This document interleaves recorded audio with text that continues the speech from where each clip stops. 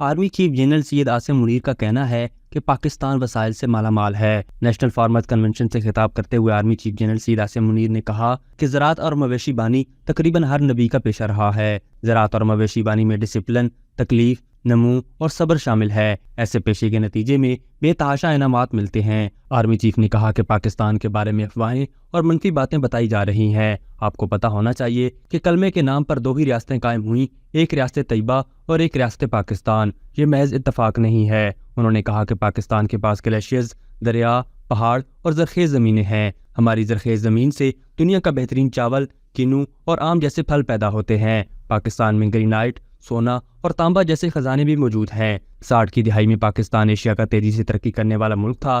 Army chief نے کہا کہ ہم نے قائد اعظم کے 3 اصولوں ایمان، اتحاد اور تنظیم کو بھلا دیا ہے، جس کی وجہ سے تنزلی کا شکار ہوئے۔ گرین پاکستان انیشیٹو کا مقصد ہے کہ سب سے پہلے زراعت پر کام کرنا ہے، جس کا بڑا حصہ صوبوں کو جائے گا۔ آمدن سے کسانوں کی مدد اور زرعی ریسرچ ہوگی۔ فوج کا اس میں کردار صرف عوام اور کسانوں کی خدمت ہے۔ آرمی چیف نے مزید کہا کہ تمام اضلاع میں زرعی مالز کا انعقاد کیا جائے گا، جہاں کسانوں کو ہر طرح کی زرعی سہولیات میسر ہوں گی۔ آسان زرعی قرضوں، کولڈ اسٹوریج کی چین، موسمیاتی تبدیلی کے تاثرات سے محفوظ بیج اور جینیٹیکلی انجینئر لائف سٹاک کی فراہمی کو یقینی بنایا جائے گا۔ انہوں نے یہ بھی کہا کہ ہر قسم کے مافیا کی قوم کے ساتھ مل کر سرکوبی کریں گے۔ سوشل میڈیا پر ہیجان، مایوسی اور افراتفری کا ماحول پیدا کر کے جھوٹی خبروں کے ذریعے یہ تاثر دیا جا رہا ہے کہ جیسے ریاست اپنا وجود کھوتی جا رہی ہے۔ کسان کنونشن میں آرمی چیف کے خطاب کے دوران کسان بار بار نعرہ تکبیر اور پاکستان زندہ باد کے نعرے لگاتے رہے۔ اس کے علاوہ کسانوں نے پاک فوج زندہ باد کے نعرے بھی لگائے۔